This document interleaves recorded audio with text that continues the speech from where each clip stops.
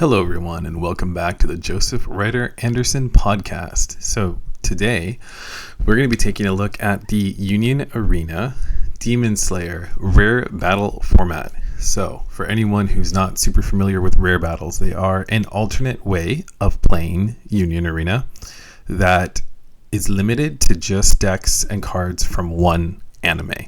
So this is a fantastic thing to do there's a lot of reasons why you might do this. You might love the anime, might want to get that special rare battle winner card, or you might want to just experience what it's like to play against other decks from the same anime. One really fun thing that I like about rare battles is that it spices up the format as opposed to like store tournaments where you might run into a lot of blue JJK or purple code Gios or just the top meta decks. In this kind of way of playing Union Arena, you have a more varied and different set of decks that you play against. It's also a fun, if you really like to test the meta and play against the meta, it's a really fun like deck building experiment because you having a more limited pool of decks to test against is kind of fun. You can come up with different kinds of techs and things that you normally wouldn't be able to get away with that work really well in this format.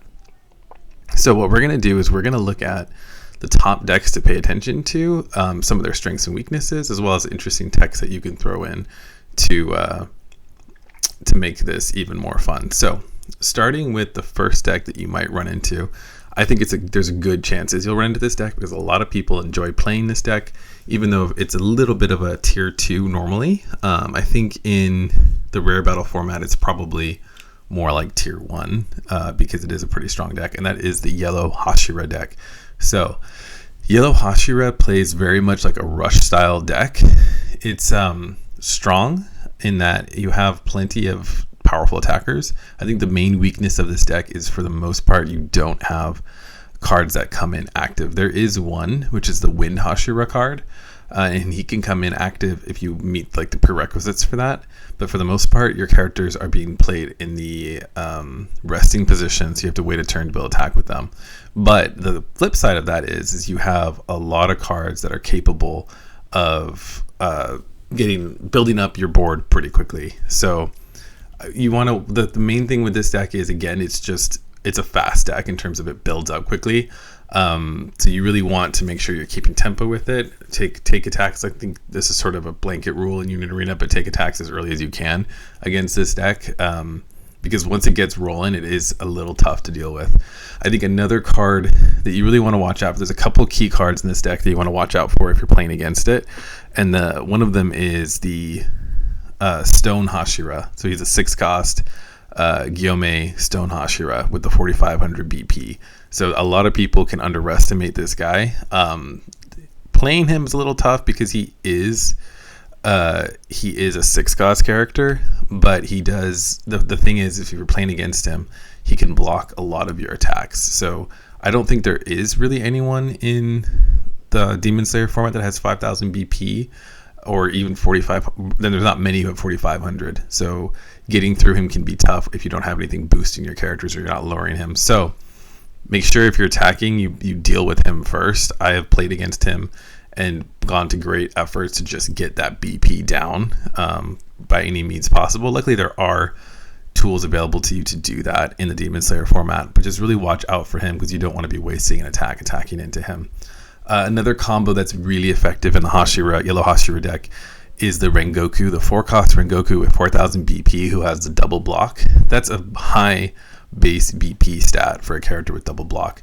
And so what a lot of Hashira decks like to do is they like to run a lot of active triggers. So they will use they'll basically bank on getting an active trigger from the life to get that Rengoku to restand for 7,000 BP. And now all of a sudden he's blocking 2 strong attacks using that BP boost. There's actually a lot of strong characters. I think this deck has a lot of strong characters on their own. It just, again, suffers a little bit in the fact that it just doesn't have that raid engine, which I think is its main downfall. But again, another really strong character I've talked about a bit is the Tokito character. And I think in this deck, it's a little less effective because he's more effective in decks where you can raid and use him just as like a peripheral character to slow down your opponent. But in this deck, he is still strong. When you play him, he does freeze an opponent, so they don't ready. They go to resting and don't ready the next time that they should ready. And then when he's sidelined, he also rests a character. So he's a really strong offensive, defensive play that you need to look out for. Mitsuri Kanroji is the added removal, and she's actually one of the stronger, if not the strongest, removal characters in Demon Slayer.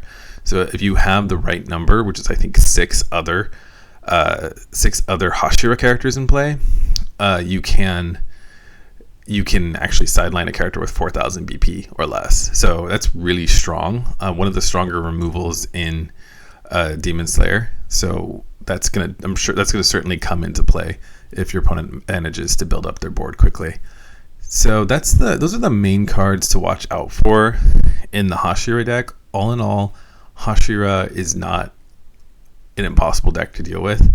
You just have to make sure you're not getting behind because of how quickly that board can build up. And once it builds up, those effects just go a little crazy.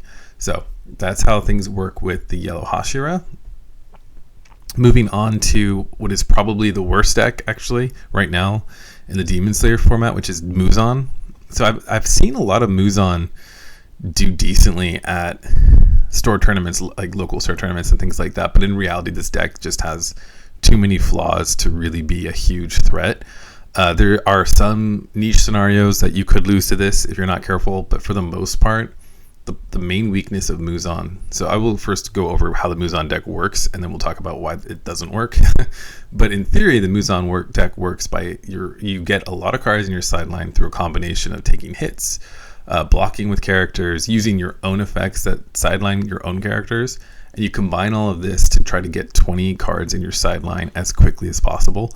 Once you have 20 cards in your sideline, Muzan can then be moved to the front line. He can't be moved to the front line any other way through any effect or anything until you have 20 cards in your sideline. But once that happens, you can move him up to the front line, and then he's doing impact 2 and damage 2. So you're basically guaranteed, unless if your opponent has like a nullify impact or something like that, or there's a special, you're guaranteed 2 hits off of life once he comes into the play. So now that sounds really cool. There's a couple of huge weaknesses with this deck that make it, I would say, the weakest Demon Slayer deck right now. And the first big weakness is just how many non-trigger cards you're forced to run in this deck. So this deck has a bunch of cards that benefit you from being sidelined, but it ends up being like a ton of non-triggers. So in this article that I'm going to link to in the notes for this blog, there, for example, there's 4, 8, 12, 16 non-triggers, which actually is pretty good for a Muzan deck. So that's probably about as good as you're going to get is 16 non-triggers. So that's double what the recommended non-triggers is. So you're going to be getting way less value off of your life because of how few non-triggers how few triggers there are in this deck. That's your biggest weakness, I'd say, right off the bat. But there is sort of a playstyle weakness that comes along with this deck. And that playstyle weakness is that while you're using these sidelining your own character effects, and as good as they seem on paper, what ends up happening is you end up weakening your board to the extent that you can't really be aggressive terribly. So what really needs to happen, and for Muzan to be good, is you need to have your opponent whittled down to just a couple of life left so that you can win with 1 or 2 Muzan in a single turn.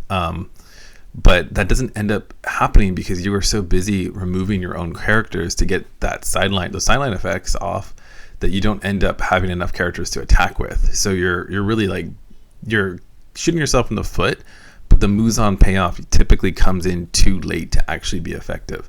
So that's the problem with Muzan. If you are facing down a Muzan deck, do not be afraid of putting cards in the sideline, because what you're looking to do is just pummel them before a Muzan comes out. And even though by doing that, you're sending cards to the sideline, they're going to be sending cards to the sideline anyway. So while they're trying to build up to their end play, just get rid of all of their life.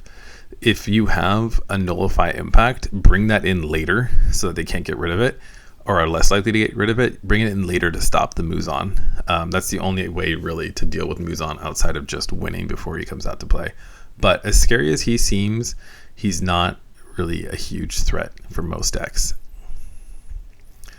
Moving on to the red Demon Slayer deck, there's technically 2 versions of this deck. There's the Tengen Wives deck, and then there's the Tengen. There's sort of the more like Zenitsu and Friends is what I would call it. This deck feels like it has all of the stuff it needs to be a really good deck, but just falls a little short. I think where its main problem is that it doesn't have the removal that other decks have. You are kind of relying on your 5-cost Rengoku removal, but he's only removing 3,000 BP characters or less. So that's your strongest removal outside of the special.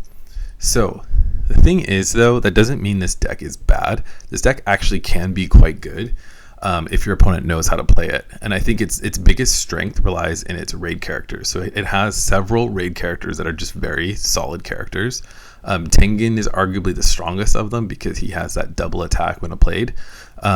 He doesn't, the turn he's played, he has double attack. You're not really probably going to be using his other effect that boosts character strength, unless if you are trying to go for that Tengen Wives build, which is the weaker build. But he's just a powerful character. Just play him, pummel through your opponent's front lines. You do also have that Inosuke raid, which can gain impact and can also, if your opponent's smart, they will use this Inosuke raid to stand a character they played that turn to get more attacks off and out aggro you. So this is really a pure aggro deck, and if your opponent gets what they need, they can certainly beat you to the punch and take your life before you can. If you get into a protracted battle against this deck, however, if you were playing one of the other Demon Slayer decks with more removal, which virtually every other Demon Slayer deck has more removal than this deck, you're going to want to lean into that to just narrow their field of attackers and take their life. So that's really how you deal with this deck, is just through using your superior removal to get rid of their stronger characters. But it's a solid mid-tier deck in this format, and it could definitely surprise you because of how fast and how strong this deck is. Moving on to what is probably my favorite deck in the Demon Slayer format, and that is the Gyutaro deck. So I just talked about this deck last podcast, so check that one out if you haven't yet and you're interested in this deck.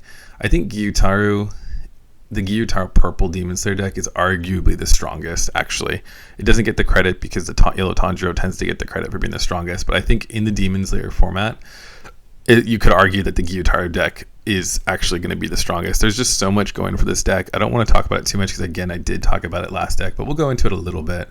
And that is, first of all, the strongest card in that deck is actually it's the Gyutaro 4-cost raid. So that's going to be your strongest attacker. And what makes him so strong is that he actually kind of acts as a baby double attack, baby impact character. So even though he doesn't have either of those keywords, he has this effect that once per turn he can restand after taking a win in a battle, which basically means your opponent's letting him through. And in situations where they can't let him through because they don't have enough life, he's taking multiple removals in a turn via challenge, attacking. So the Gyutaro deck can be really strong. The way I build it is quite strong, and I use the Enmu as well as the Gyutaro, and then I also add extra 2 energy gen characters so that I can get the Akaza off as a late game closer.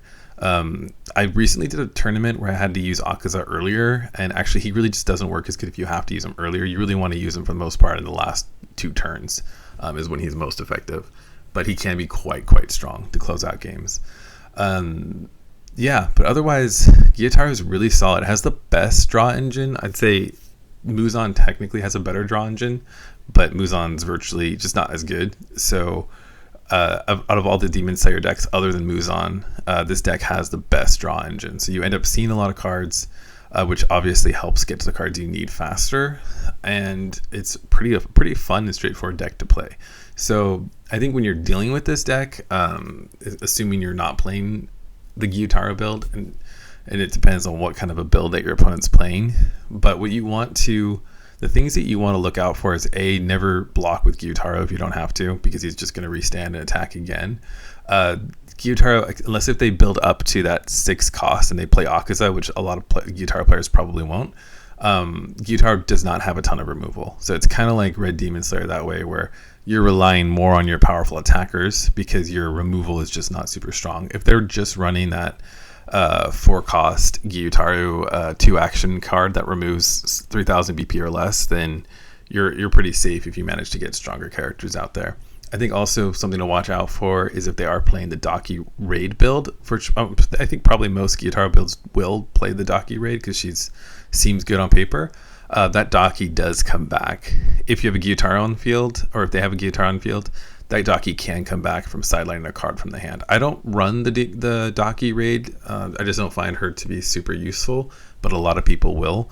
So just watch out for that. You may want to target her. You may not want to target her based on the fact that she's probably going to come back and think she's usable the next turn as an attacker.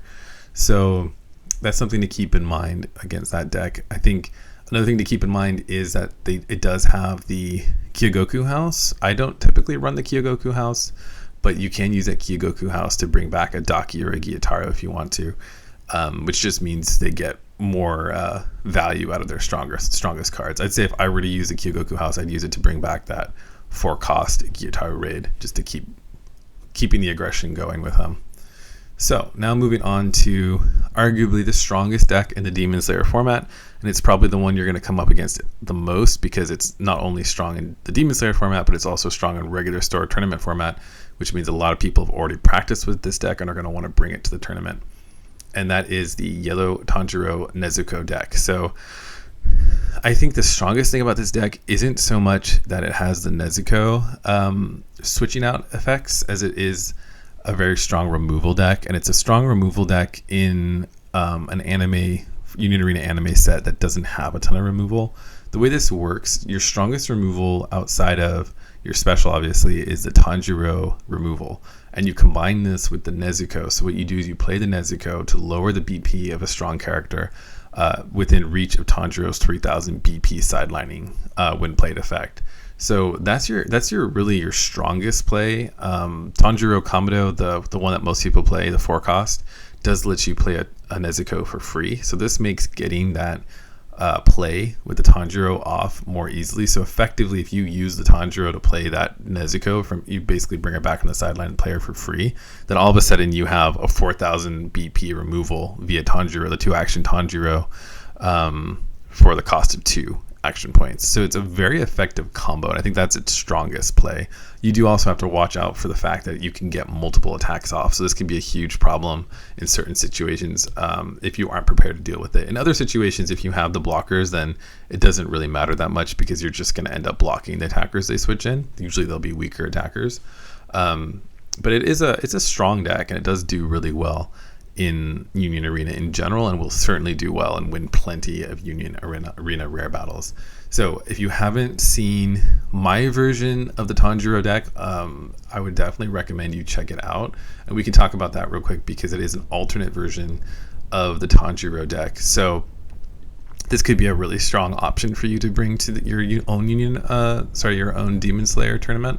And I'd be tempted to bring this too if I wasn't personally so invested in the Gyutaro build. I would probably bring this one, or maybe I'll do 2 rare battles and bring one of each, because this actually to me is the strongest deck overall in the Demon Slayer format. And this build, I will share a link to this as well so you can take a look. But this build is sort of a Tanjiro Hashira mashup, and it leans into your powerful raid Tanjiro, especially the one from the starter deck. And that starter deck Tanjiro boosts up to 4500 BP and gains impact until the start of your next turn, as long as you have a Nezuko on the field. So that is really strong to play, attack, defend. You can use him again same way as you would that Stone Hashira to defend against 4000 BP attackers, and most attackers you're going to run into are going to be 4000 BP, which means that Tanjiro is going to survive that. I think the other key thing here is that you not only do you get the Tanjiro play with the Nezuko and the Tanjiro 2-action Tanjiro 4-cost removal with Nezuko, but you also get the Tokito for the 5-cost Tokito. So you end up getting double removal stun. So I kind of tend to look at Tokito and those freezing effects as a form of removal, because it does get a character out of the play for 2 turns basically. So when you play Tokito, you can freeze a character. They're not there, they can't defend. You can attack through them, and then assuming that an active trigger doesn't hit them, the next turn your opponent also can't attack with them. So it's not quite as good as a removal, because obviously a removal gets them out of play, but it works in much the same way. And obviously you do have that defensive play where when he is sidelined, you can rest an opposing character. This deck also is really solid to rush with because you don't need other than the Tokito, you don't need a huge energy line.